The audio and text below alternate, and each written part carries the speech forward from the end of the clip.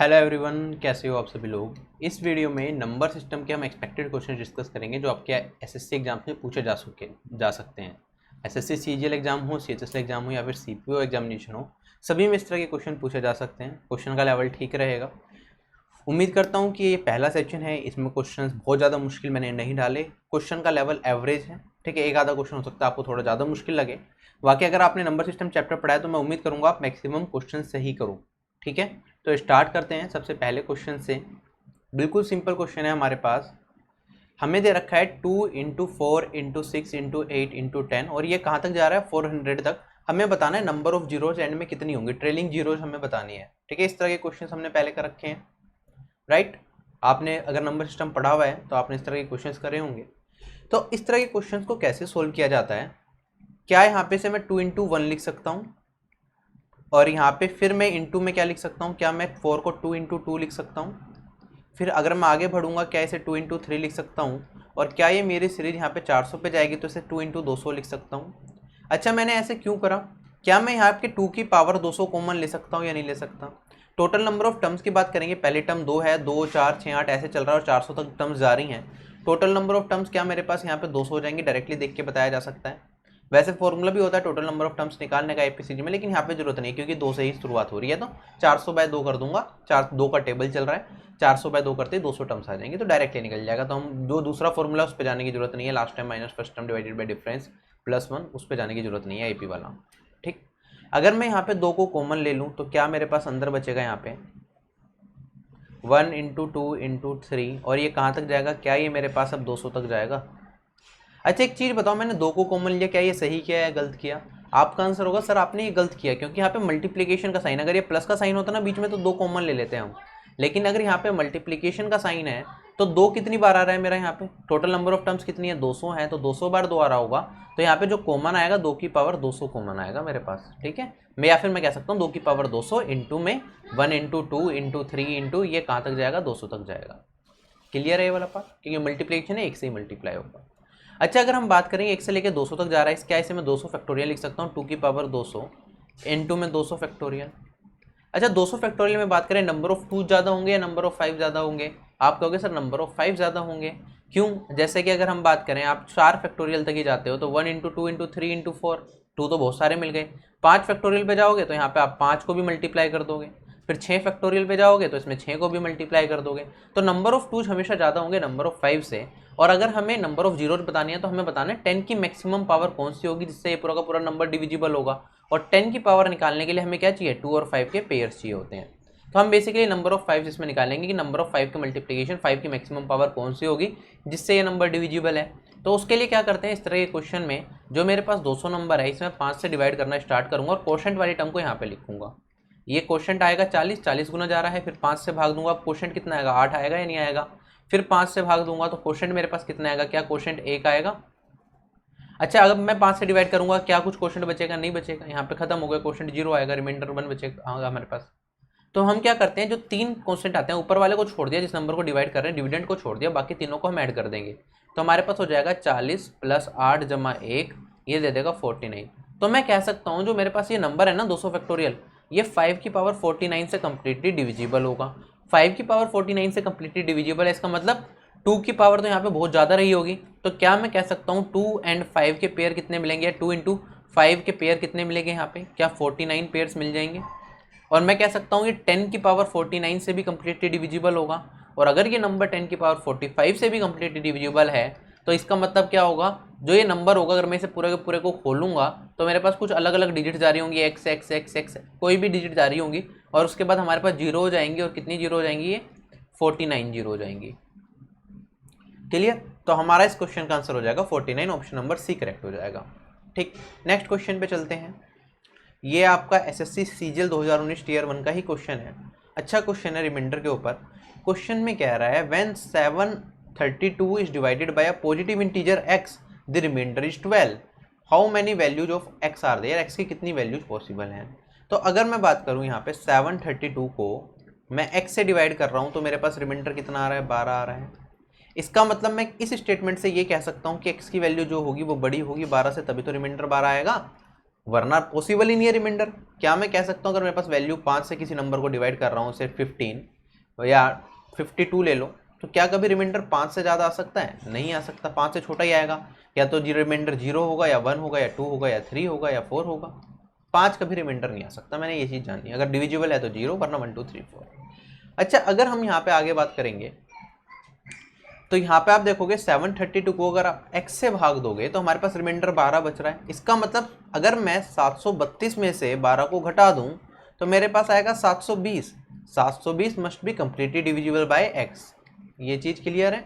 तो मैंने कहा 720 को अगर मैं x से भाग दूंगा तो रिमाइंडर मेरे पास 0 आएगा। रिमाइंडर 0, इसका मतलब क्या हो गया? 720 डिविजिबल हो गया x से। अच्छा, मुझे क्या बताना है? मुझे बताना है x की कितनी पॉसिबल वैल्यूज हैं, राइट?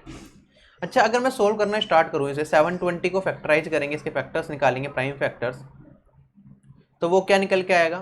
72 हमारे पास 9 इंटू 8 होता है, और 10 की बात करूँ 2 इंटू 5 होता है। आगे ब्रेक कर लो, क्या ये 2 की पावर 4 है? क्या ये 3 की पावर 2 है? ये 2 की पावर 3, 2 की पावर, ये 3 की पावर 2 हो गया मेरे पास। ये 2 की पावर 3 इंटू 2 की पावर 4 हो जाएगा, या 5, और ये 5 की पावर 1 हो जाएगा। नंबर ऑफ फैक्टर्स की बात करूँगा मैं, तो वो कितने हो जाएंगे? क्या इसके मेरे पास टोटल नंबर ऑफ फैक्टर जो निकल के आएंगे, ऐसे नंबर जो इसे डिवाइड कर सकते हैं, वो कितने हो जाएंगे? ये 2 है तो 1 ऐड कर देते हैं इसमें, 2 + 1 3 हो जाएगा, 4 + 1 5 हो जाएगा, और यहाँ पे 1 + 2 ये क्या हो जाएगा मेरे पास? 2 हो जाएगा। और क्या ये मेरे पास 30 निकल के आ गया? और मैंने कहा इसके टोटल नंबर ऑफ फैक्टर्स कितने हैं? 30 हैं।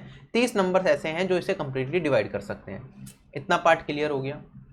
मैंने बेसिकली लिख देता हूँ क्या करा, 2 + 1 इंटू में 4 + 1 जो पावर है उन्हें क्या कर दिया, एक ऐड कर करके मल्टीप्लाई कर दिया, 1 + 1। ठीक, तो मेरे पास 30 आंसर निकल के आ गया।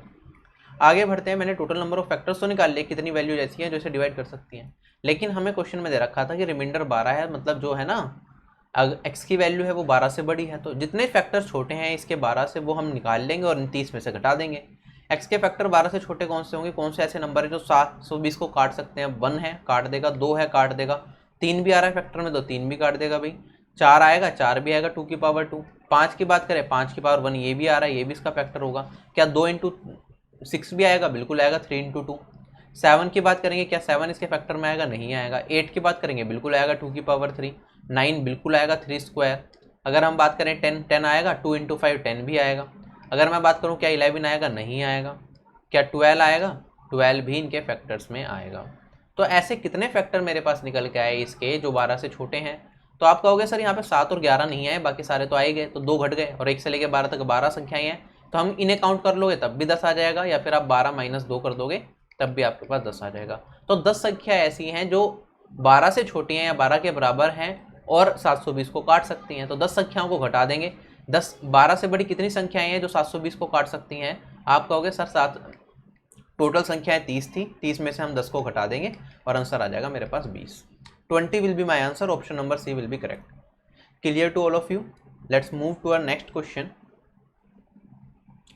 अगेन एक अच्छा क्वेश्चन। क्वेश्चन में कहता है कि मैक्सिमम पावर बता दो 26 की जो कि 170 फैक्टोरियल को एग्जैक्टली डिवाइड कर सकती है, राइट? देखो 26 क्या होता है, क्या ये 2 इंटू 13 होता है? अगर मैं 170 फैक्टोरियल की बात करूँ, 2 की पावर बहुत ज़्यादा मिल जाएंगी, ठीक है। अगर हम बात करें 13 की, तो 13 की पावर फिर भी लिमिटेड रहेंगी जो इसे डिवाइड कर पाएंगे। हमें 2 और 13 के पेयर चाहिए। यहाँ पे 2 और 13 के पेयर मिल गए तो मुझे पता चल जाएगा कौन सी कितनी 26 की ऐसी कौन सी पावर होगी जो 170 फैक्टोरियल को डिवाइड कर सकती है। तो मैंने कहा ये मेरे पास 170 फैक्टोरियल है, इसे 13 से भाग दूंगा तो मेरे पास कितना बचेगा? क्वोशंट 13 आएगा, क्वोशंट लिखते हैं यहाँ पे, फिर 13 से भाग दूंगा, क्वोशंट क्या आएगा? 1। ठीक, तो 13 और 1 चौथा। 13 की पावर 14 में कह सकता हूँ ये डायरेक्टली डिवाइड करेगी 170 फैक्टोरियल को। क्या 2 से चेक करने की जरूरत है? नहीं, क्योंकि 2 तो अपने आप ही बहुत ज़्यादा होंगे 13 से। तो क्या मैं कह सकता हूँ 2 की पावर 14 भी डिवाइड कर सकती है 170 फैक्टोरियल को? बिल्कुल कर सकती है। तो इन दोनों को मल्टीप्लाई करूंगा, मैं कह सकता हूँ 26 की पावर 14 ऐसी होगी जो 170 फैक्टोरियल को कंप्लीटली डिवाइड करेगी। और अगर हम बात करें ऑप्शन नंबर बी क्या हो जाएगा? मेरा करेक्ट हो जाएगा। ठीक है, ये डायरेक्टली 13 इसलिए लिख दिया था मैंने क्योंकि ये 170 13 की पावर 13 का स्क्वायर 139 होता है, तो वो हमें याद रहता है। ठीक, नेक्स्ट क्वेश्चन पे चलते हैं।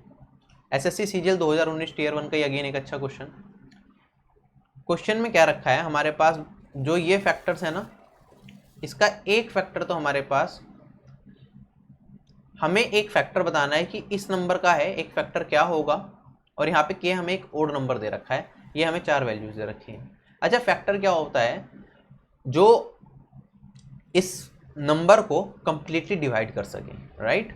अगर हम बात करें, हमारे पास नंबर है 8 स्क्वायर के प्लस 5 2 के, ठीक है। के ओड नंबर दे रखा है, हमें बताना है कि कौन सा नंबर ऐसा होगा जो इसे डायरेक्टली डिवाइड करे।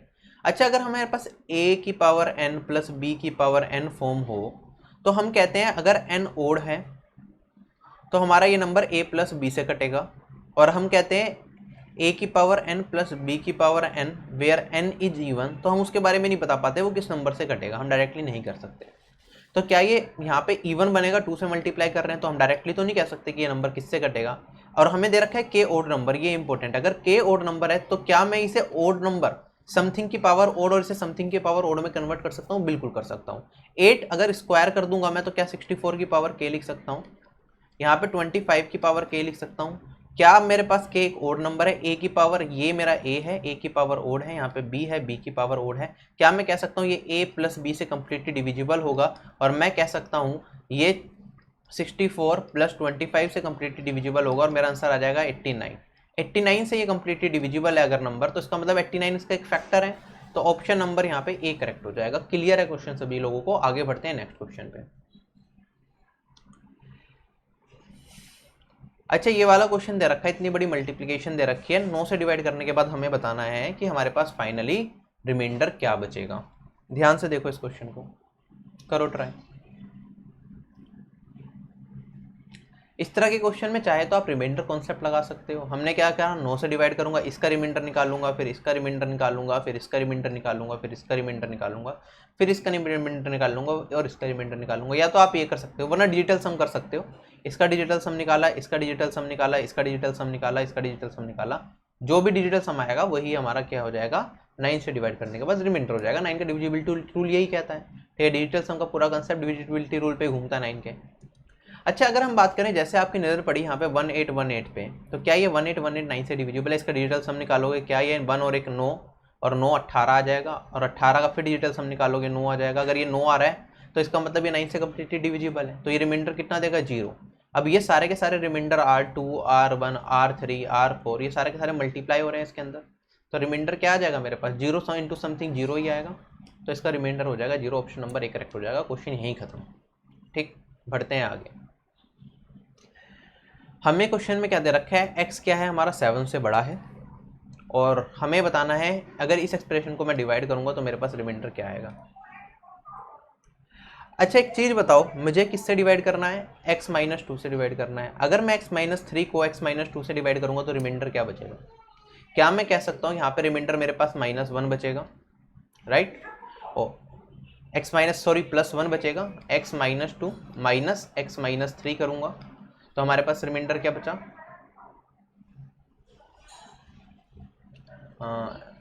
Really sorry for that. अगर मैं बात करूं यहाँ पे x माइनस 3 में मैं क्या करूँगा, x माइनस 2 को सब्ट्रैक्ट करूँगा, ठीक है, और अपना रिमाइंडर निकालने की कोशिश करूँगा। और आप कहोगे sir x minus 3 minus x minus 2 करोगे तो आपके पास x माइनस 3 और यहाँ पे माइनस x प्लस 2 हो जाएगा, और आपके पास रिमाइंडर क्या बचेगा, -1 बचेगा। जो ये वाला नंबर है इससे एक छोटा है, राइट, तो रिमाइंडर हमारे पास -1 आएगा। -1 की पावर 206 है, ये लिख सकता हूँ। ऐसे ही x माइनस 1 की बात करूंगा तो ये वाला नंबर x माइनस 2 से क्या है, क्या ये 1 बड़ा है, डायरेक्टली दिख रहा है, तो ये +1 की पावर 206 हो जाएगा। फिर x माइनस 2 को अगर मैं x माइनस 2 से डिवाइड करूंगा तो रिमाइंडर तो 0 आएगा, तो 0 की पावर 206 प्लस 3, क्या ये मेरा इस क्वेश्चन का रिमाइंडर आ जाएगा। -1 की पावर 206 1 की पावर 206 1 0 प्लस 3 और रिमाइंडर आ जाएगा मेरा 5 मेरा इस क्वेश्चन का आंसर हो जाएगा। क्लियर है सभी लोगों को? बढ़े आगे। नेक्स्ट क्वेश्चन 59 की पावर 2349 दे रखा है, फिर 55 की पावर 2349 दे रखा है, -18 डिवाइडेड बाय 19 करके हमें रिमाइंडर बताना है। तो कैसे करेंगे इस तरह के क्वेश्चन को, ठीक है। हमने देखा इन दोनों के बीच का गैप कितने का है, 4 का है। जब भी इस तरह का गैप आपको दिखे और ये पावर आपको ओड दिखे और इक्वल दिखे, इसका मतलब क्या होगा, जो 19 का कोई मल्टीपल होगा ये उससे कुछ ज़्यादा होगा, ये उससे कुछ कम होगा। हमें पता है 19 इंटू 3 कितना होता है, 57 होता है। 57 में अगर यहाँ से डिवाइड करूंगा मैं, आप देखोगे रिमाइंडर कितना बचेगा, 19 से डिवाइड करने पर +2 बचेगा। और अगर हम बात करें यहाँ पे प्लस, अगर 90 57 से चेंज करूंगा इसमें तो 55 माइनस 57 करूंगा, क्या ये 57 से 2 का मैं -2 रिमाइंडर बचेगा। और -18 डिवाइडेड बाई 19 मेरा इस क्वेश्चन का क्या हो जाएगा, आंसर हो जाएगा। 2 की पावर 2439 प्लस का है, यहाँ पे पावर ओड है हमारे पास और माइनस का साइन है, तो ये क्या प्लस 2 की पावर 2349 लिख सकता हूँ, और यहाँ पे क्या -2 2349 इसकी पावर लिख सकता हूँ, -18 डिवाइडेड बाई 19 लिख सकता हूँ। अच्छा ये तो आपस में कट जाएगा मेरे पास बचेगा -18 डिवाइडेड बाई 19। जब रिमाइंडर नेगेटिव बचे तो हम क्या करते हैं, डिवाइजर को ऐड कर देते हैं, तो हमारे पास -18 प्लस 19 रिमाइंडर क्या आ जाएगा 1। 1 will be my answer, option number A will be correct. Clear है, बढ़े आगे। हमें ये क्वेश्चन दे रखा है, हमें बताना है कि रिमाइंडर क्या होगा। क्वेश्चन देखते ही आंसर मारा जा सकता है कि मेरे पास जो इस क्वेश्चन का आंसर निकल के आएगा वो आएगा 2। क्लियर, समझते हैं कैसे। ठीक है, एक प्रॉपर्टी होती है जो हमें याद रखनी होती है। अगर हमारे पास 2 की पावर n है और n ओड है, डिवाइडेड बाई 6 करेंगे तो रिमाइंडर आता है मेरे पास 2। अगर 2 की पावर इवन है तो मैं कह सकता हूँ डिवाइडेड बाई 6 करने पे रिमाइंडर आएगा मेरे पास 4। ठीक, सॉरी रिमाइंडर आएगा मेरे पास उसका केस में 6। ठीक, ये 2 की पावर इवन को मैं यहाँ पे क्या लिख सकता हूँ, क्या मैं इसे 4 की पावर सम n भी लिख सकता हूँ। 2 की पावर इवन है तो 2k की फॉर्म होगी इसकी, 2k की फॉर्म होगी तो k को उधर लेके 4 की पावर n डिवाइडेड बाई 6, तो रिमाइंडर मेरे पास हमेशा क्या आता है 6 आता है, याद रखना। ठीक है, अगर हम बात करें यहाँ पे 2 की पावर 3 की पावर 6 की पावर समथिंग है, तो 2 की पावर 3 का मतलब क्या है, 2 की पावर 3 इंटू 3 इंटू 3 इंटू कहीं भी जा रहा होगा लास्ट तक इतना बड़ा करेंगे। और ओड नंबर को कितनी, ओड नंबर की पावर अगर आप निकालते हो हमेशा क्या आएगा, क्या ये नंबर हमेशा ओड ही बनेगा क्योंकि इसमें कोई भी वन टर्म नहीं है। तो क्या मैं इसे 2 की पावर ओड लिख सकता हूँ, और 2 की पावर ओड है डिवाइडेड बाई 6 है, तो रिमाइंडर आ गया मेरे पास कितना 2। क्वेश्चन समझ आया। अब इसका कंसेप्ट देख लो जल्दी से। 2 की पावर 1 को 6 से डिवाइड करोगे रिमाइंडर 2, 2 की पावर 2 को रिमाइंडर 4। अच्छा यहाँ पे मैंने थोड़ा सा आपको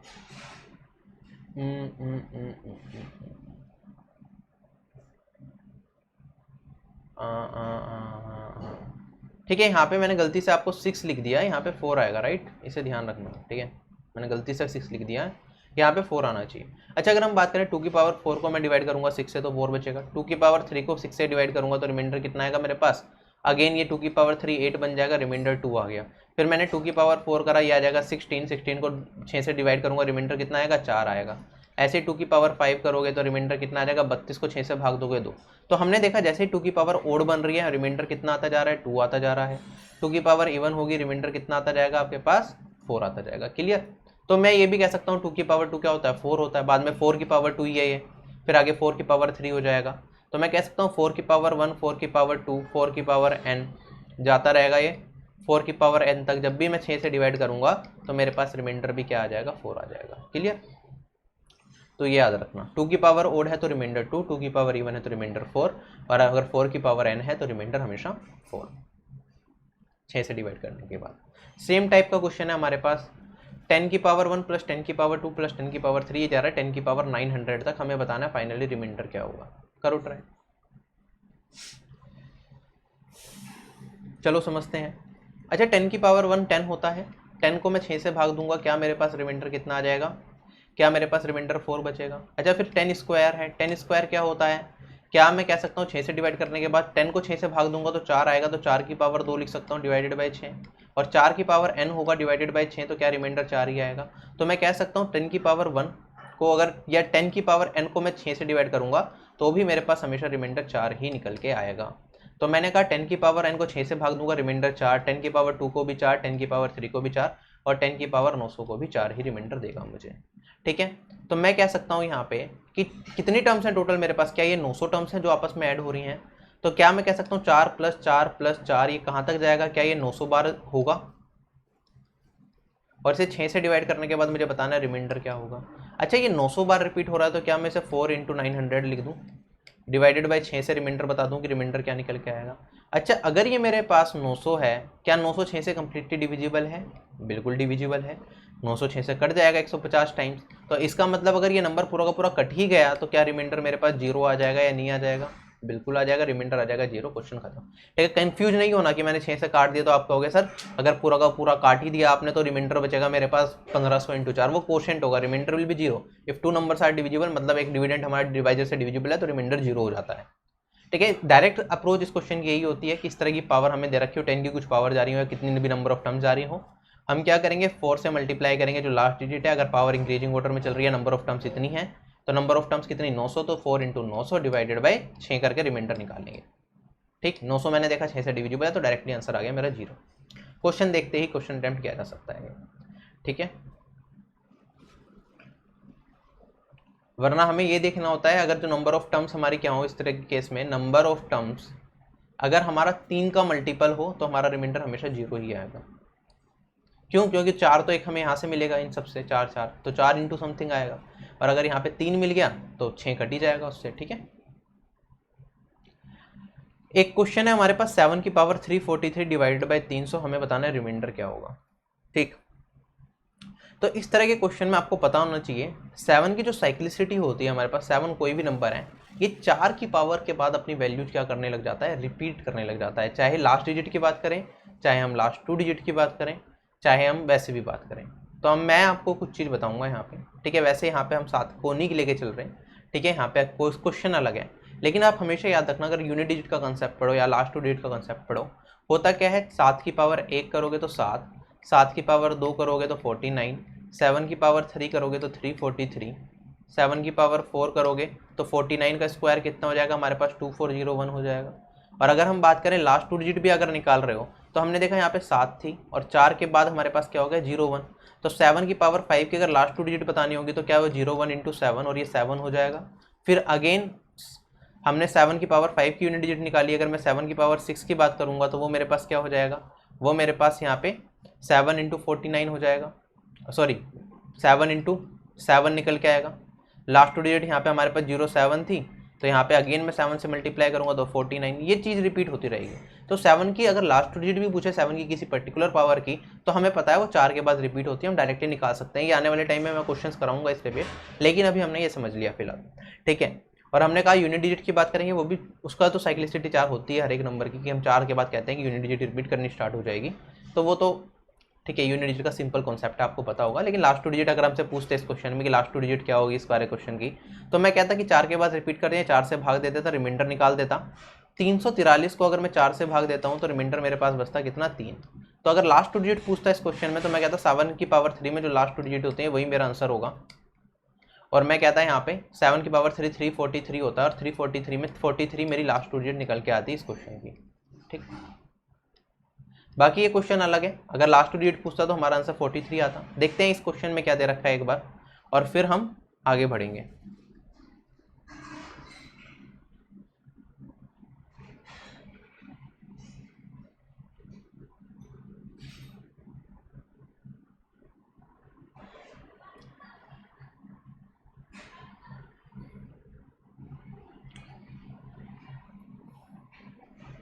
अच्छा, अगर मैं बात करूँ यहाँ पे अभी इस क्वेश्चन में हमें क्या दे रखा है, 343 डिवाइडेड बाई 300, हमें बताना है रिमाइंडर क्या होगा। अच्छा, हम जब भी इस तरह का क्वेश्चन देखते हैं या तो हम टोशेंट मेथड लगाते हैं नीचे वाले पार्ट में, वरना हम क्या करते हैं यहाँ पे हम ऊपर वाला जो नंबर है ना उसकी वो पावर देखते हैं जो 300 के आसपास हो, जो रिमाइंडर हमें 1 दे दे जिस पावर से, फिर हमें साइक्लिसिटी पता चल जाती है कि वो रिपीट करता रहेगा उस पावर के बाद, और हम अपना आंसर निकाल देते हैं। जैसे कि हमें 7 के बारे में पता ही है, मैंने 300 देखा, 7 की हमें पावर 4 तक याद होती है कि वो 2401 होती है। 7 की पावर 1 की बात करूँ मैं, देखो 7 है, 7 की पावर 2 करेंगे 49 है, क्या कुछ यूज हो रहा है 3300 से, नहीं, कोई कंपेरेबल नहीं है वैल्यूज।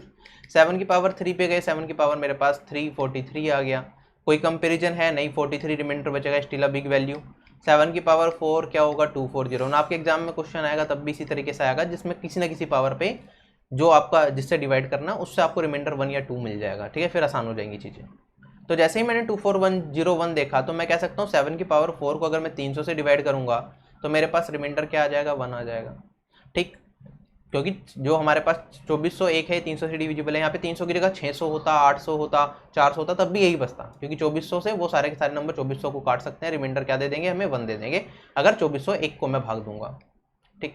तो क्या मैं इसे 7 की पावर 4 में स्प्लिट कर सकता हूँ, या तो आप इसे कह दो सर 7 की पावर 4n, ये हो जाएगा, ये अलग कर दिया मैंने, इनटू में 4 से डिवाइड करने के बाद क्या रिमाइंडर आ रहा है मेरे पास 3 आ रहा है, इसे 4 से डिवाइड करने के बाद रिमाइंडर, तो क्या इसे मैं 7 की पावर 4n प्लस 7 की पावर 3 जो रिमाइंडर बच रहा है ऐसे लिख सकता हूँ डिवाइडेड बाय 300।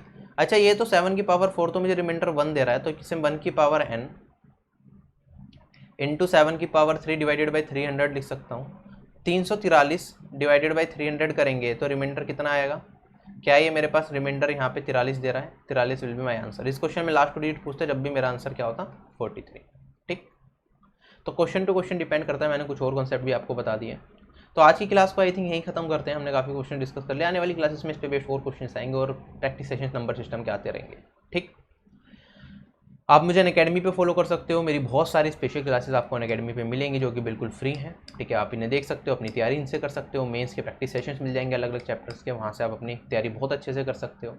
ठीक है, मेरी कुछ अपकमिंग स्पेशल क्लासेस हैं। 3 सितंबर को SSC CHSL 2019 के लिए लाइव टेस्ट होगा। आपको एप्लीकेशन पे जाना है, इंस्टॉल करनी है। अगर अब तक इंस्टॉल नहीं करी, इंस्टॉल करके मेरी प्रोफाइल पे जाओगे, स्पेशल क्लास मिलेगी, आपको एनरोल कर लेना उस क्लास के अंदर और ये लाइव टेस्ट आपको देना है। ठीक है, मैं आपको साथ साथ एनालिसिस करूँगा, क्वेश्चन को अपने तरीके से कराऊंगा, आपको उसका बहुत बेनिफिट मिलेगा। 5 सितंबर को नंबर सिस्टम का लाइव टेस्ट होगा अनअकैडमी एप्लीकेशन पे ही। ठीक है, जो कि मैं कराऊंगा, तो आप वहाँ पे जुड़ सकते हो। और जैसे इस तरह आज की क्लास में हमने कुछ क्वेश्चन सोल्व करे, ऐसे उस क्लास में भी कुछ अच्छे क्वेश्चन हम सोल्व करेंगे। ठीक है, आज की क्लास में फिर भी बहुत ज़्यादा मुश्किल क्वेश्चन नहीं डाले, ठीक ठाक लेवल के क्वेश्चन थे। ठीक है, धीरे धीरे क्वेश्चन मुश्किल पे भी आएंगे। हम हर तरह के क्वेश्चन डिस्कस करेंगे। हम वो चीज़ें पढ़ेंगे जो रेलिवेंट है। बहुत ज़्यादा मुश्किल क्वेश्चन तो नहीं कराऊंगा, लेकिन जो रेलिवेंट चीज़ें वो सारी कराऊंगा आपको प्रैक्टिस सेट्स के फॉर्म में, जो भी चीज़ें मिले मुझे। ठीक है, एक नया बैच भी स्टार्ट हो रहा है। अभी मैं अनअकैडमी प्लस पे नंबर सिस्टम लगभग करा चुका हूँ पूरा, तो आप वहाँ पे ज्वाइन कर सकते हो अगर अकेडमी प्लस के मेंबर्स हो। वरना 1 सितंबर से एक नया बैच भी आ रहा है। अगर आप CGL 2020 CHSL 2020 की तैयारी कर रहे हो तो इस बैच को ज्वाइन करके अपनी तैयारी कर सकते हो। इसमें अविनेश शर्मा सर और मैं मैथ्स ले रहा हूँ, बाकी अजय सर हैं इंग्लिश करा रहे हैं, सुमित गोयल सर रीजनिंग करा रहे हैं। ठीक है, अगर हम बात करें परनीत कौर मैम है इंग्लिश करा रही हैं, याशिका टंडन मैम, जितेंद्र सर ये आपको GK कराएंगे, रीजनिंग कराएंगे। ठीक, गौरव सर हैं GK कराएंगे। तो आप अनअकैडमी का सब्सक्रिप्शन लेना चाहते हो तो अनअकैडमी ऐप इंस्टॉल करके गेट सब्सक्रिप्शन पे क्लिक करोगे। मंथली प्लान सेलेक्ट कर सकते हो। CGL 2020 CHSL 2020 के लिए 12 महीने या 24 वाला महीने वाला प्लान सेलेक्ट करना है। RB10 कोड यूज करना है। उस कोड यूज करते ही आपको डिस्काउंट मिल जाएगा। सारे प्लान्स पे जो भी मैक्सिमम डिस्काउंट चल रहा होगा वो आपको इस कोड से मिल जाएगा। क्रेडिट्स हैं तो वो भी रिडीम कर दोगे तो और सस्ते पड़ जाएंगे। ठीक, तो बस यही था आज की क्लास में। तो आज की क्लास को यहीं खत्म करते हैं। ये वाला होमवर्क में रखो, कल की क्लास में ये वाला क्वेश्चन ट्राई करके आना और बताना मुझे इस क्वेश्चन का आंसर आपका क्या आया। तब तक के लिए बाय बाय, टेक केयर, जय हिंद।